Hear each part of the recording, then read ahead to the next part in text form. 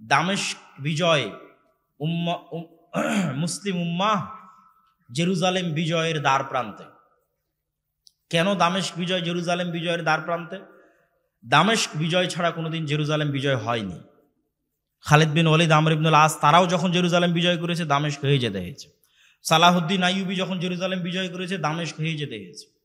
তো আজ দামেস্ক মুসলমানেরা বিজয় করেছে, মানে এই দামেস্ক সেই দামেস্ক যার সম্পর্কে রাসূল সাল্লাল্লাহু আলাইহি ওয়াসাল্লাম হাদিসে বলেছে যে কিয়ামতের পূর্ব মুহূর্তে ভয়ঙ্কর যে যুদ্ধ হবে, সে ভয়ঙ্কর যুদ্ধে মুসলমানদের হেডকোয়ার্টার হবে দামেস্ক।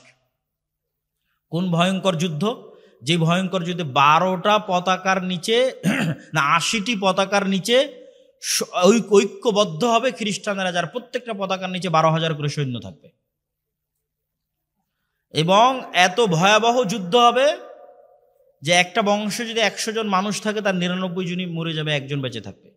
একটা পাখি যদি আকাশে 1 মাস উড়ে লাশ শেষ হবে না, এই ভয়ঙ্কর যুদ্ধ হবে।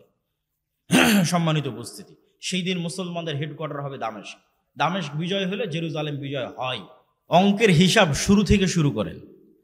আমেরিকা এবং ইউরোপে কোটি কোটি টাকা, আর আমার বাংলাদেশে মানুষ খাবার পাচ্ছে না কেন? ভাই 190 বছর যাবৎ এখান থেকে চুরি করে নিয়ে গেছে, এই জন্য। বুঝেননি মনে হয়? শুধু এখান থেকে নয়, সারা পৃথিবী থেকে চুরি করে নিয়ে গেছে। আল্লাহর নবী কি বললেন? ন্যায় বিচার প্রতিষ্ঠা হলে টাকার অভাব হবে না। তো আমি গরিব কেন? পৃথিবীতে অন্যায় হচ্ছে এই জন্য আমি গরিব। আমার টাকা আর একজন মেরে নিয়েছে এই জন্য গরিব।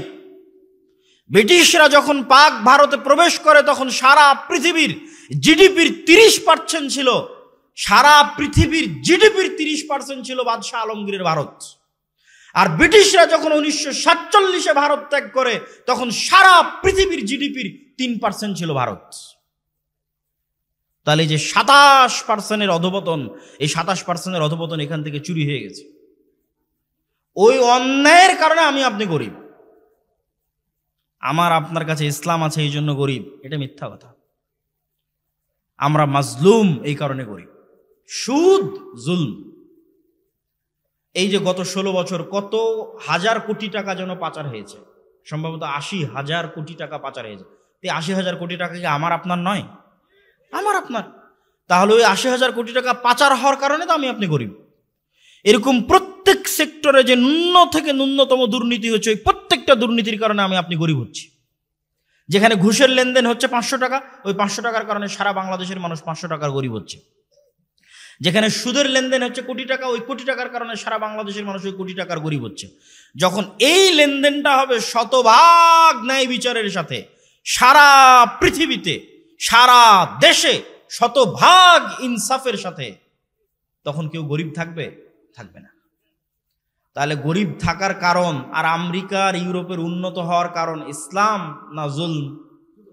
জুলম, অন্যায়, অবিচার।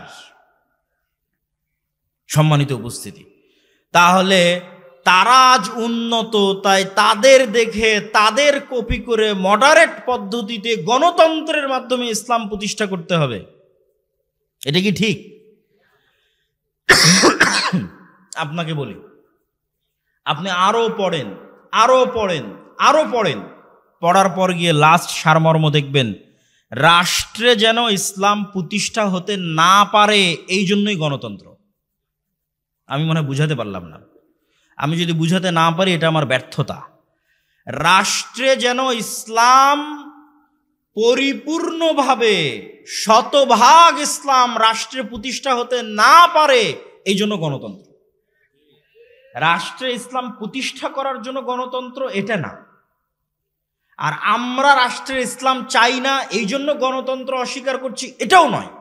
আমরা গণতন্ত্র অস্বীকার করছি কেন? রাষ্ট্রে যেন শতভাগ পূর্ণাঙ্গ ইসলাম প্রতিষ্ঠা না হয় তার জন্য তৈরি করা হয়েছে কাকে? গণতন্ত্রকে তৈরি করা হয়েছে, সমাজতন্ত্রকে তৈরি করা হয়েছে, ধর্মনিরপেক্ষ মতবাদকে তৈরি করা হয়েছে। এই প্রত্যেকটা মতবাদকে পৃথিবীতে প্রতিষ্ঠা করা হয়েছে যেন রাষ্ট্রে ইসলাম প্রতিষ্ঠিত না হয়। আর এই প্রত্যেকটা মতবাদের মধ্যে দিয়ে যখন আপনি রাষ্ট্রে ইসলাম প্রতিষ্ঠা করতে যাবেন, গত 100 বছরে হয়নি, এই বক্তব্য যদি থাকে তো আগামী 500 বছর পর্যন্ত পরবর্তী প্রজন্ম দেখবে গণতন্ত্র দিয়ে, সমাজতন্ত্র দিয়ে, ধর্মনিরপেক্ষ মতবাদ দিয়ে শতভাগ ইসলাম, পূর্ণাঙ্গ ইসলাম রাষ্ট্রে প্রতিষ্ঠা করা অসম্ভব, সম্ভব নয়, কখনোই হবে না, কোনো দিন হবে না, কোনো কালে হবে না। হলে কি হবে? অপূর্ণাঙ্গ ইসলাম প্রতিষ্ঠা হবে, কম্প্রোমাইজড ইসলাম প্রতিষ্ঠা হবে। যে ইসলাম আমি এবং আপনি কম্প্রোমাইজ করেছি, চলো এটা ছাড় দিলাম, চলো এটা ছাড় দিলাম, ঠিক আছে চলো শহীদ মিনারে ফুল দিয়ে আসি, সেই ইসলাম প্রতিষ্ঠা হবে। ঠিক আছে চলো জাতীয় স্মৃতিসৌধে ফুল দিয়ে আসি, সেই ইসলাম প্রতিষ্ঠা হবে। সেই ইসলাম বিকৃত ইসলাম। আপনি গণতন্ত্র দিয়ে, সমাজতন্ত্র দিয়ে, ধর্মনিরপেক্ষ মতবাদ দিয়ে পূর্ণাঙ্গ ইসলাম রাষ্ট্রে প্রতিষ্ঠা করতে পারবেন না। তাহলে প্রতিষ্ঠা হবে কি দিয়ে? তার 1 নম্বরে বলেছি, আমাদের ব্যক্তিগত, সামাজিক, পারিবারিক জীবনে একটা সংশোধন লাগবে, তার নাম ন্যায়পরায়ণতা। 2 নম্বর দাওয়াতি কাজ। কেন দাওয়াতি কাজের কথা আমরা বারবার বলি? এখন যদি আল্লাহ নবী পাঠায়, সেই নবীর কাজ কি হবে বলেন? কেন বললাম এই কথা আপনাকে আমি প্রশ্ন করি। মুসা আলাইহিস সালাতু ওয়াস সালাম যখন ফেরাউনের কাছে গেলেন, এত বড় মোজেজার লাঠি দিয়ে ডাইরেক্ট ফেরাউনকে হত্যা করে দিলেই তো হয়। আল্লাহ মুসা আলাইহিস সালামকে বললেই তো পারে, তোমাকে লাঠি দিলাম, যাও ফেরাউনকে হত্যা করো, রাষ্ট্র ক্ষমতা দখল করো, ইসলাম প্রতিষ্ঠা করো। তা না করে এত বড় কাফের শাসকের কাছেও মুসা আলাইহিস সালামের এত ক্ষমতা থাকার পরও বলা হচ্ছে দাওয়াত দাও।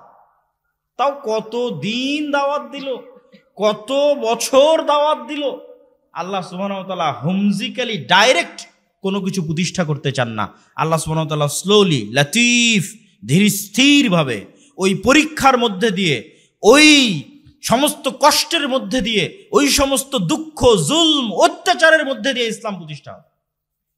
যেই জুলম, যেই অত্যাচার, যেই দুঃখ, যেই কষ্ট মুসা আলাইহিস সালাম ভোগ করেছে, যেই দুঃখ, যেই অত্যাচার, যেই কষ্ট ইব্রাহিম আলাইহিস সালাম ভোগ করেছে, যেই দুঃখ, যেই অত্যাচার, যেই কষ্ট নূহ আলাইহিস সালাম ভোগ করেছে, যেই দুঃখ, যেই কষ্ট, যেই অত্যাচার মুহাম্মদ সাল্লাল্লাহু আলাইহি ওয়াসাল্লাম ভোগ করেছে।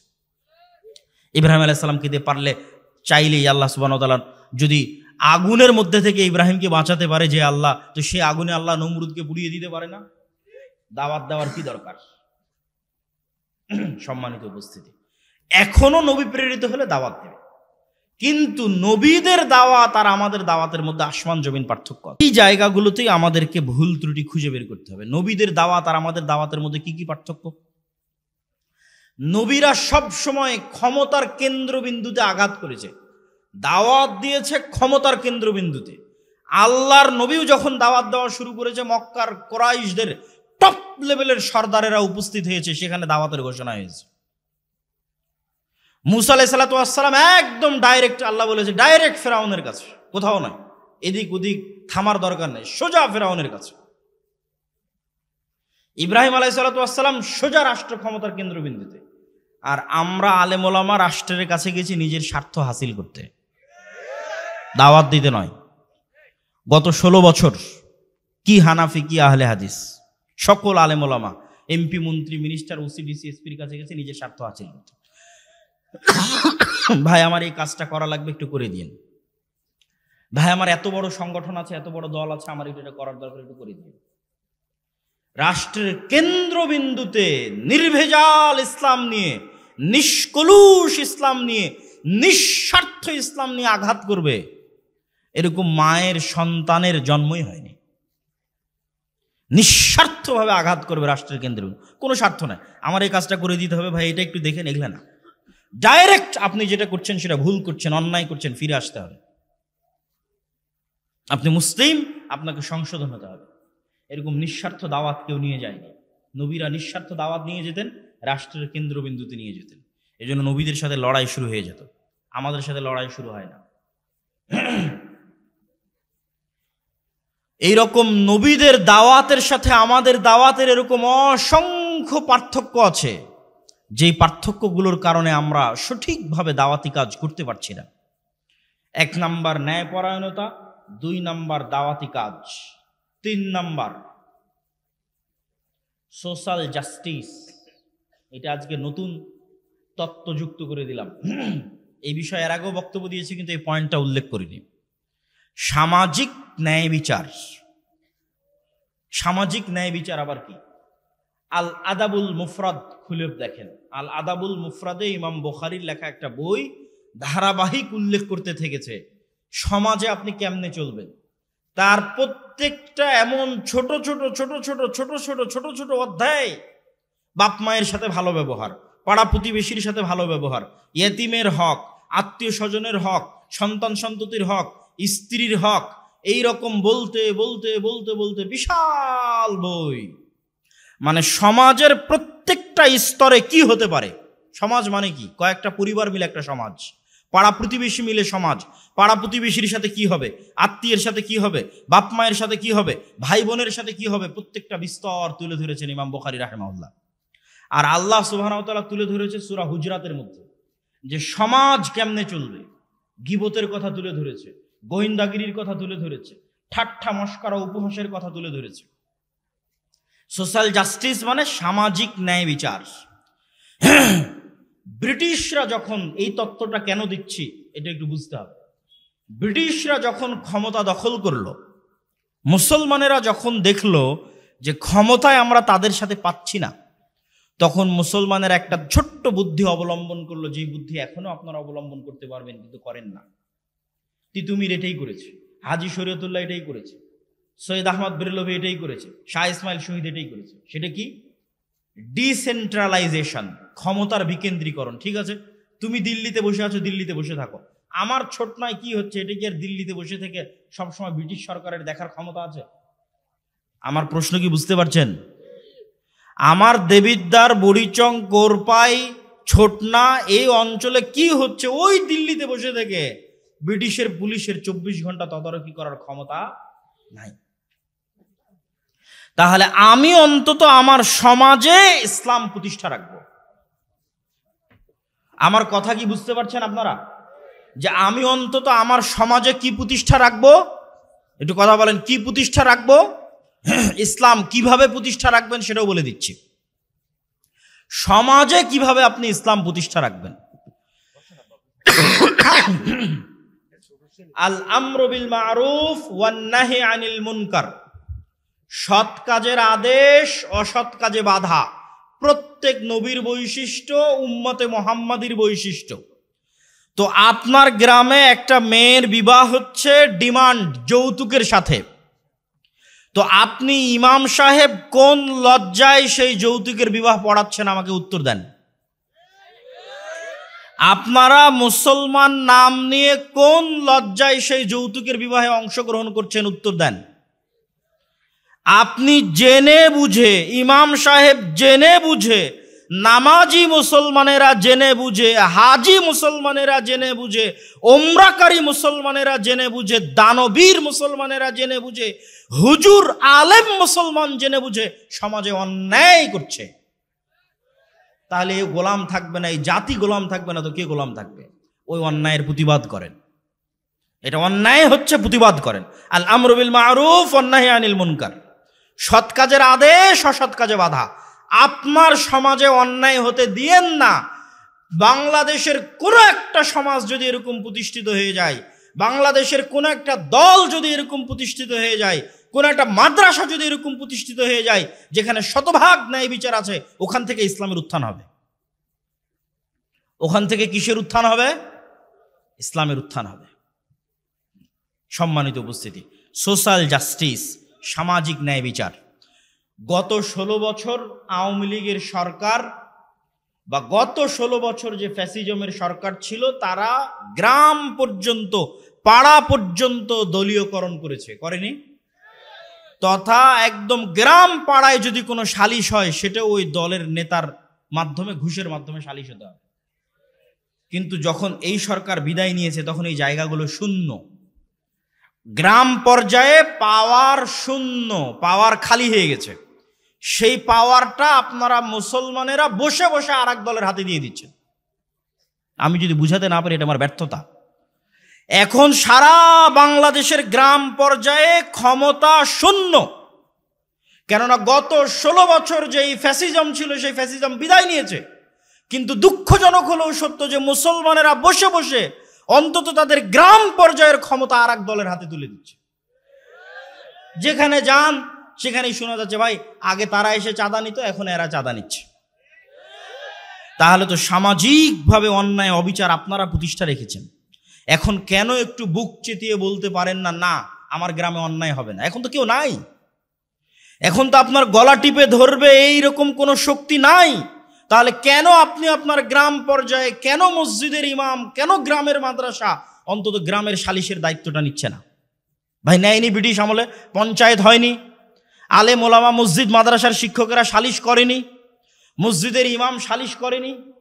করেছে। ব্রিটিশ আমলে ডিসেন্ট্রালাইজেশন এই কারণেই হয়েছে, বিকেন্দ্রীকরণ এই কারণেই হয়েছে। হাজি শরীয়তুল্লাহরা গ্রাম পর্যায়ে ইসলামী সালিশ প্রতিষ্ঠা করেছে, ইসলামী বিচার প্রতিষ্ঠা করেছে। এই যে ক্ষমতার শূন্যতা, এই ক্ষমতার শূন্যতাই হচ্ছে আপনাদের জন্য সুযোগ।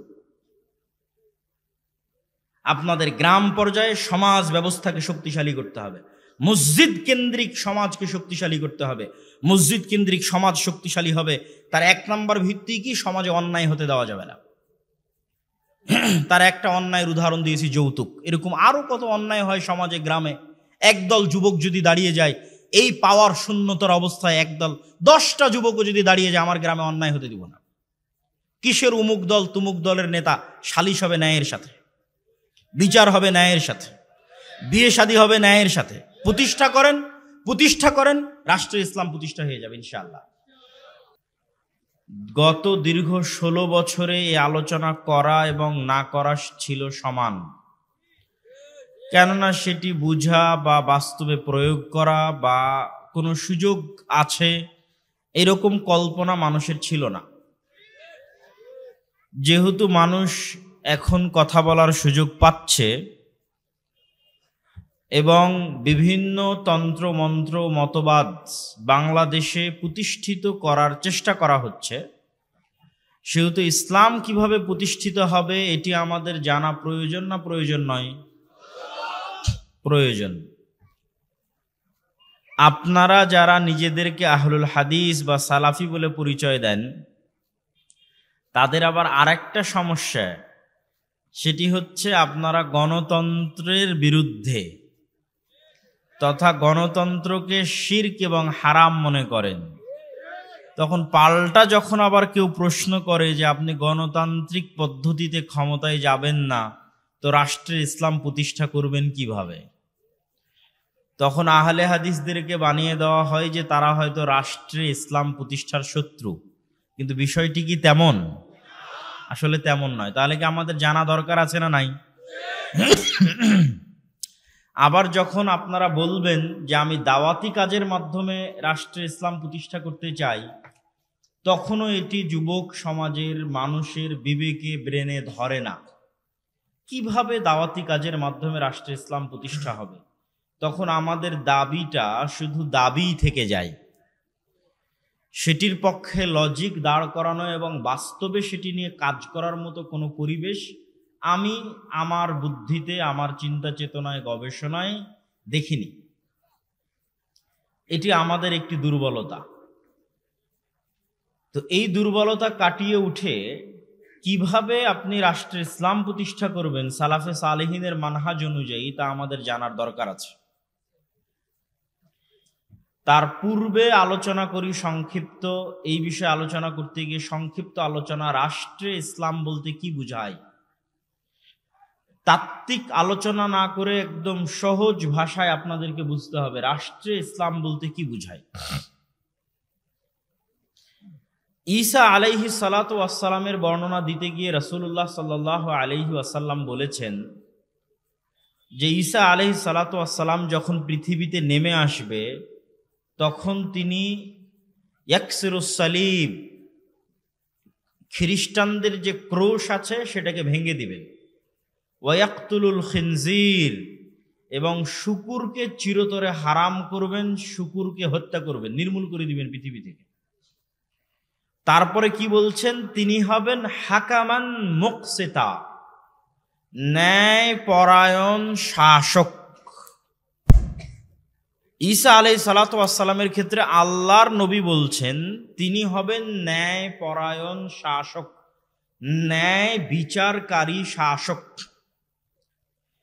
তাহলে ইসলামে শাসক বলতে আল্লাহর নবী বললেন না যে সালাত প্রতিষ্ঠাকারী শাসক, বাধ্যতামূলক মানুষকে পর্দা করাবেন এমন শাসক,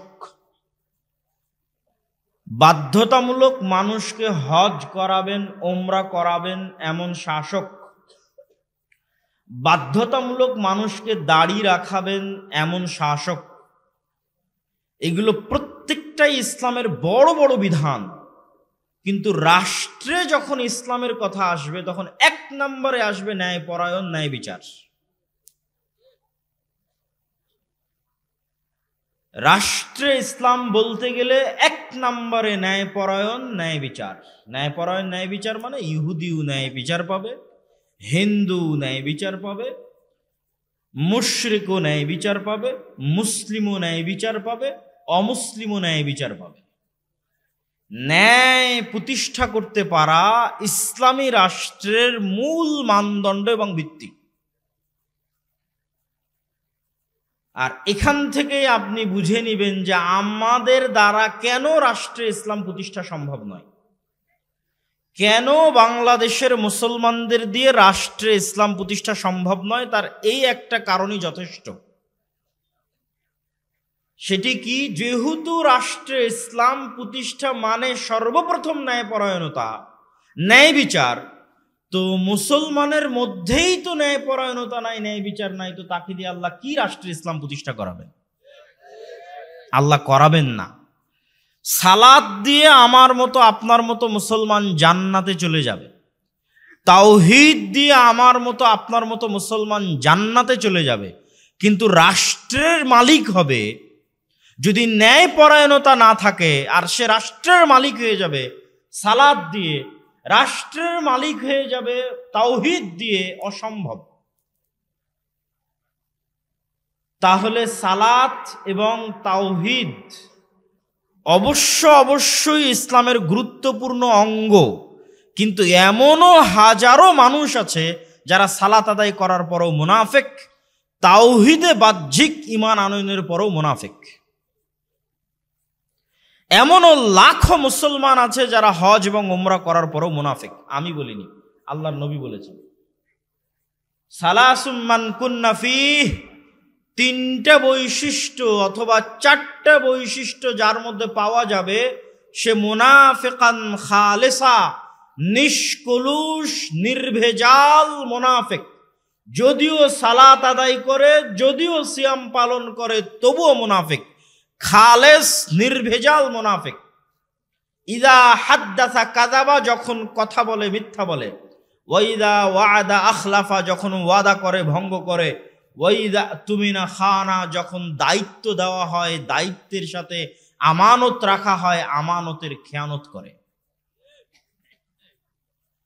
তাহলে সে সালাত আদায় করলেও মুনাফিক, সিয়াম পালন করলেও মুনাফিক, হজ করলেও মুনাফিক, উমরা করলেও মুনাফিক। তাহলে সে সালাত আদায় করে কথা বলল মিথ্যা, আমানতের খেয়ানত করলো, তো আমানতের খেয়ানত করে মানুষের কাছে মাপ চেয়ে আল্লাহ যদি মাফ করে দেয় জান্নাতে চলেও যেতে পারে, কিন্তু এই আমানতের খেয়ানতকারী এই নামাজিকে আল্লাহ কখনো রাষ্ট্র ক্ষমতা দিবে না। কেননা ও কি প্রতিষ্ঠা করতে পারবে না? কথা বলেন না কেন? কি প্রতিষ্ঠা করতে পারবে না? ন্যায় বিচার প্রতিষ্ঠা করতে পারবে না। ফলত প্রথম চান্সেই রাষ্ট্র ক্ষমতার মালিক হওয়ার অযোগ্য বলে বিবেচিত হয়েছে কার নিকটে? আল্লাহর নিকটে। তাহলে আমরা মুসলমানেরা রাষ্ট্র ক্ষমতায় যেতে পারছি না কেন? আমাদের মধ্যে রাষ্ট্র ক্ষমতার মালিক হওয়ার ন্যূনতম বৈশিষ্ট্যটুকু নাই। ন্যূনতম বৈশিষ্ট্য যে নাই তা মাপবেন কি দিয়ে? আপনি আপনার বাবা মারা যাওয়ার পর আপনি আপনার বোনকে পিতার সম্পত্তিতে ন্যায় পরায়ণতার সাথে বন্টন করেননি, হয় ভাগই দেননি, যদি ভাগ দিয়েছেন তবুও ন্যায় বিচার করেননি। মানে কুমিল্লা শহরের যেটা দামি জমি সেটা আপনি নিয়েছেন, আর কুমিল্লার যেটা সবচেয়ে কম দামি পানিতে ডুবে থাকা জমি সেটা আপনার বোনকে দিয়েছেন। এটা কি ন্যায় বিচার হয়েছে? আপনি কি তাহলে ন্যায়পরায়ণ? আপনি বোনের কাছে মাপ চেয়ে জান্নাতে যেতে পারবেন, কিন্তু আল্লাহ আপনাকে রাষ্ট্র ক্ষমতা দিবে? আল্লাহ আপনাকে রাষ্ট্র ক্ষমতা দিবে না। কেননা রাষ্ট্র ক্ষমতার যোগ্য হওয়ার প্রথম শর্তে মাইনাস হয়ে গেছে। তো আজ মুসলমানেরা গোলাম কেন? আজ মুসলমানেরা গোলাম এই জন্য, মুসলমানদের মধ্যে ন্যূনতম আত্মমর্যাদাবোধ, অভ্যন্তরীণ সেলফ রেসপেক্ট নাই। কেননা যে মিথ্যা বলে তার আত্মসম্মান থাকতে পারে না, যে ওয়াদা দিয়ে ভঙ্গ করে তার আত্মসম্মান থাকতে পারে না, যে দায়িত্বে খেয়ানত করে, আমানতের খেয়ানত করে, তার আত্মসম্মান থাকতে পারে না। এটা আপনার দায়িত্ব ছিল, পিতার পরে আপনি দায়িত্বশীল, এটা আপনার দায়িত্ব। এমনকি আমরা যদি নিজেদের প্রশ্ন করি যে আমরা আমাদের স্ত্রীদের প্রতি ন্যায়পরায়ণ কিনা, শতজন ফেল করবে যে তারা তাদের স্ত্রীদের প্রতি ন্যায়পরায়ণ নয়।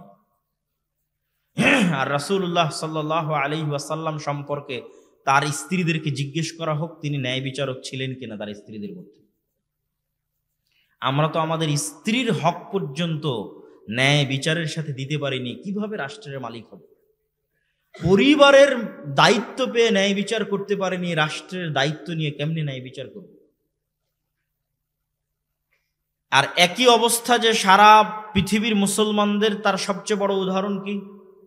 গত 16 বছর এমন কোন ওসি, ডিসি, এসপি, মন্ত্রী, সাব রেজিস্ট্রার, এসিল্যান্ড ছিল না যে ওসি, ডিসি, এসপি, মন্ত্রী, এসিল্যান্ড, সাব রেজিস্ট্রার হাজি নয়, ওমরাকারী নয়, নামাজি নয়।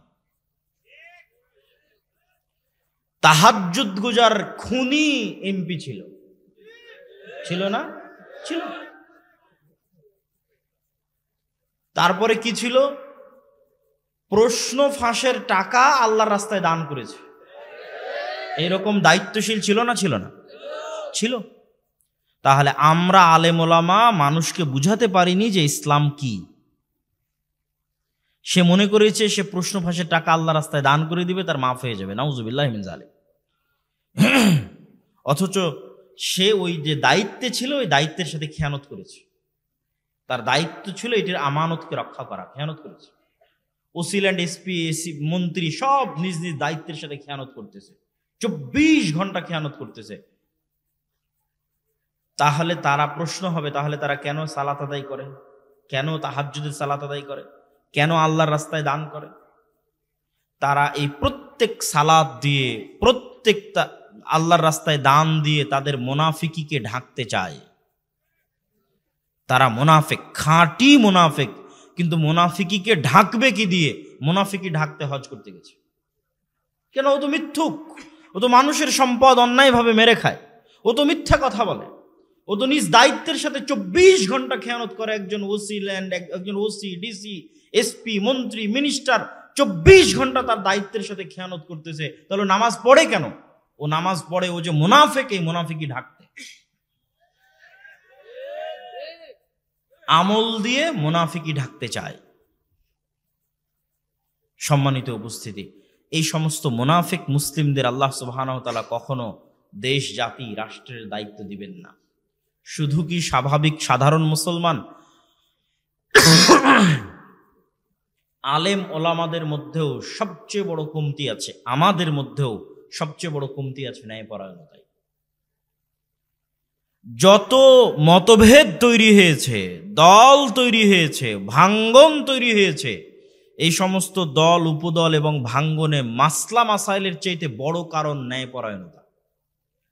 হয় আমির জালেম, না হয় মামুর জালেম। আপনি আমার থেকে লিখে নেন, স্বাক্ষর করে দিলাম, এখানে কোনো মাসলা মাসাইল নাই, কোনো আকীদা নাই, কোনো আদর্শ নাই, একজন জালেম আর একজন মাজলুম। যে নেতা, সে ন্যায়পরায়ণতার সাথে নেতৃত্ব দিতে পারেনি, সে ওকেই পদ দিয়েছে যে চামচামি করেছে। ইসলামী দলের নেতা তাকেই পদ দিয়েছে যে কর্মী চামচামি করেছে, আর যে ন্যায় নিষ্ঠার সাথে কাজ করেছে তাকে বের করে দিয়েছে। তাকে কিভাবে বাইসাইড করা লাগবে তার সকল বুদ্ধি উপায় জানা আছে। এভাবেই চলতেছে ইসলামী দল, এভাবেই চলতেছে ইসলামী মাদ্রাসা, এভাবেই চলতেছে ইসলামী মসজিদ। সব জায়গায় বাহ্যিকভাবে ইসলাম উপস্থিত আছে, কিন্তু অভ্যন্তরীণভাবে সব জায়গায় মুনাফিকি ছড়িয়ে আছে। তাহলে তাদেরকে আল্লাহ দায়িত্ব দিবে? তাদেরকে আল্লাহ সুবহানাহু ওয়া তাআলা দায়িত্ব দিবেন না। এই জন্য আল্লাহ সুবহানাহু ওয়া তাআলা পৃথিবীতে কোনো নবী রাসূলই পাঠাননি যেই নবী রাসূল সত্যবাদী নন, ন্যায়পরায়ণ নন। এটা হচ্ছে নবী রাসূলদের জন্মগত বৈশিষ্ট্য, অন্য বৈশিষ্ট্য নয়, জন্মগত। নবী রাসূলের জন্মই হয়েছে সত্যবাদিতার উপর, জন্মই হয়েছে ন্যায়পরায়ণতার উপর। তারপরে আস্তে আস্তে আল্লাহ তাদের উপর বিধিবিধান দিয়েছেন, সেগুলো তারা পালন করেছেন, কিন্তু জন্ম হয়েছে ন্যায়পরায়ণতার উপর, সত্যবাদিতার উপর। শুধু তৎকালীন বিশ্বের মুসলমানেরা নয়, সাহাবীরা নয়, মুশরিকদেরকেও যদি আপনি দেখেন তাহলে তাদের এথিক্যাল তথা অভ্যন্তরীণ আত্মমর্যাদা ছিল অনেক উপরে। আবু সুফিয়ান রাদিয়াল্লাহু তাআলা আনহু যখন আল্লাহর নবীর শত্রু, সকল যুদ্ধে তার মুখোমুখি, তখনও তিনি বাদশাহ হিরাক্লিয়াসের দরবারে কাফের অবস্থায় আল্লাহর নবীর নামে একটা মিথ্যা কথাও বলেননি। তিনি কাফের, মুশরিক, কিন্তু অভ্যন্তরীণভাবে তার আত্মমর্যাদা আছে। এই আত্মমর্যাদার কারণে লাইভ নাই, রেকর্ড নাই, কিচ্ছু নাই, কেউ রেকর্ড করে রাখবে না আবু সুফিয়ানের কথা, কেউ আবু সুফিয়ানের কথা লাইভ প্রচার করবে না। তারপর আবু সুফিয়ান মিথ্যা বলেনি। কার বিষয়ে মিথ্যা বলেনি? তার চিরন্তন শত্রুর বিষয়ে মিথ্যা বলেনি। এটা ছিল আবু সুফিয়ানের ন্যায়পরায়ণতা। এই জন্য তৎকালীন মক্কার মুশরিকরা যখন মুসলমান হয়ে গেছে, খালিদ বিন ওয়ালিদ যখন মুসলমান হয়ে গেছে, আমর ইবনুল আস যখন মুসলমান হয়ে গেছে, ওমর ইবনুল খাত্তাব যখন মুসলমান হয়ে গেছে, আবু সুফিয়ান যখন মুসলমান হয়ে গেছে, তো এরা তো এমনি বীর পুরুষ, এরা তো এমনি সত্যবাদী, ন্যায়পরায়ণ, তার উপরে আবার তাওহীদের বিশ্বাস, ইসলামের বিশ্বাস। তো পৃথিবীতে এদেরকে থামাতে পারে এরকম কোনো শক্তি আছে? এরকম কোনো শক্তি নাই। মুহাম্মদ সাল্লাল্লাহু আলাইহি ওয়াসাল্লাম সালাত আদায় করেছে, ওমর ইবনুল খাত্তাব সালাত আদায় করেছে, আবু বকর রাদিয়াল্লাহু তাআলা আনহু সালাত আদায় করেছে, যখন তারা অভ্যন্তরীণভাবে শতভাগ ফ্রেশ। অভ্যন্তরীণভাবে ওমর ইবনুল খাত্তাব যখন শতভাগ ন্যায়পরায়ণ, শতভাগ আত্মমর্যাদা সম্পন্ন, শতভাগ ন্যায় বিচারক, তখন ওমর সালাত আদায় করছে, তখন ওমর সিয়াম পালন করছে, তখন ওমর হজ করছে, তখন ওমর উমরা করছে। এই সালাতের যে পাওয়ার, এইরকম সত্যবাদী ন্যায়পরায়ণ শাসক ওমরের সালাতের যে পাওয়ার, এটা আপনি কল্পনা করতে পারবেন না। এই জন্য হাজার হাজার কিলোমিটার দূর থেকে ওমরের হাইবাতে মানুষ ভয় পাবে। কিন্তু আমি আপনি তো সালাতে দাঁড়াচ্ছি শতভাগ কলুষিত হৃদয় নিয়ে। কেন কলুষিত হৃদয়? 24 ঘন্টা মিথ্যার মধ্যে, 24 ঘন্টা মানুষের সাথে অন্যায়ের মধ্যে, 24 ঘন্টা গীবতের মধ্যে, 24 ঘন্টা অপবাদের মধ্যে, 24 ঘন্টা নিজ নিজ দায়িত্বের খেয়ানতের মধ্যে। এই সালাতের কি দাম, এই সিয়ামের কি দাম, এই উমরা এই হজের কি দাম? এই উমরা, এই সিয়াম, এই হজ আপনাকে গোলামি থেকে মুক্তি দিবে না। প্রশ্ন আসতে পারে যে কেন বাংলাদেশের, পাক ভারতের মুসলমানদের এই অবস্থা? আমি আমার বক্তব্যে বলেছি যে 190 বছর ব্রিটিশদের অধীনে গোলামি থাকার কারণে, কলোনিয়াল যে সিস্টেম, ঔপনিবেশিক যে সিস্টেম, এই ঔপনিবেশিক সিস্টেমের গোলামির কারণে আমাদের রক্তের মধ্যে মিথ্যা ঢুকে গেছে। কই পাঠানেরা তো মিথ্যা বলা জানে না। আফগানিস্তানের বর্তমান শাসক আল ইমারা আল ইসলামিয়া, তাদের আপনারা আকীদার ভুল ধরতে পারবেন, তাদের মাসলা মাসাইলের ভুল ধরতে পারবেন, কিন্তু ওরা ক্ষমতায় গেছে কি দিয়ে জানেন? ন্যায়পরায়ণতা দিয়ে ক্ষমতায় গেছে।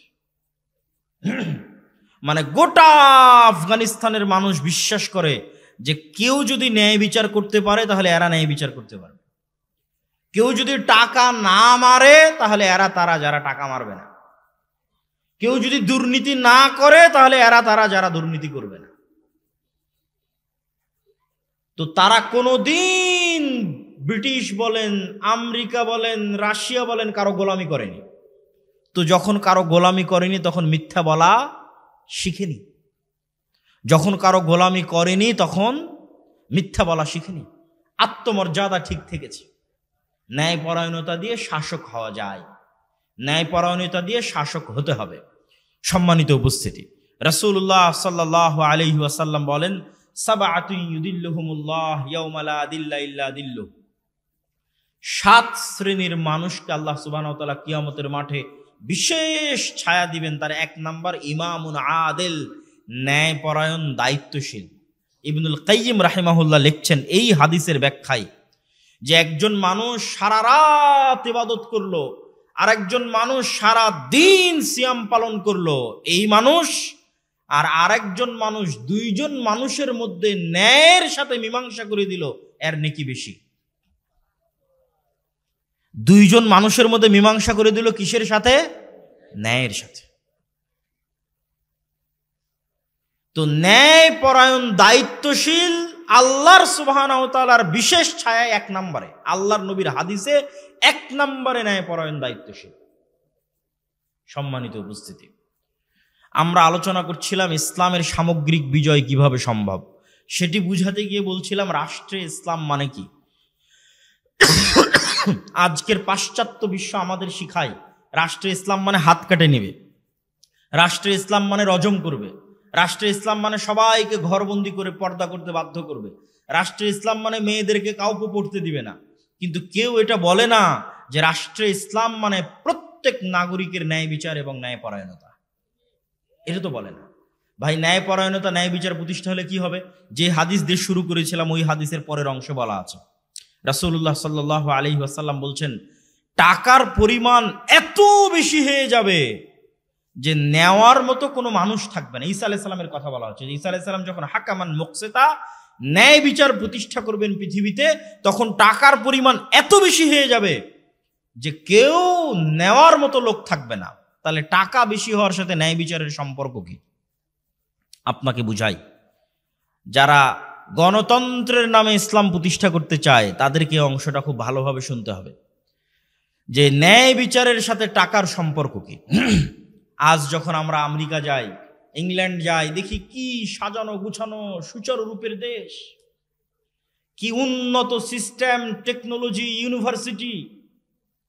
তখন এই সমস্ত পথভ্রষ্ট, ব্রেন ওয়াশড তরুণ যুবকদের মনে হয় না, আমরা আসলে অনুন্নত আছি, গরিব আছি, মিসকিন আছি ইসলামের কারণে।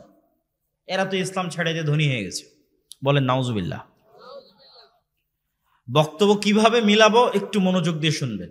যখন প্রথম একজন মুসলিম যুবক আমেরিকায় যাবে, ইংল্যান্ডে যাবে, বলবে এরা তো অনেক উন্নত, এখানে তো কোনো মিথ্যা নাই, এখানে তো কোনো সবকিছু সুন্দর সিস্টেমে চলছে, আমাদের দেশের এই এই এই এই কথাও ঠিক। কিন্তু কারণ কি বের করলো? কারণ বের করলো আসলে আমরা বেশি ইসলাম নিয়ে কড়াকড়ি করতে চাই, বেশি ইসলাম মানতে চাই, এই জন্য আসলে আমাদের দেশে এভাবে হবে না, আমাদেরকে মডারেট হতে হবে।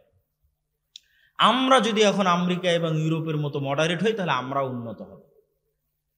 আমি আপনাকে বলি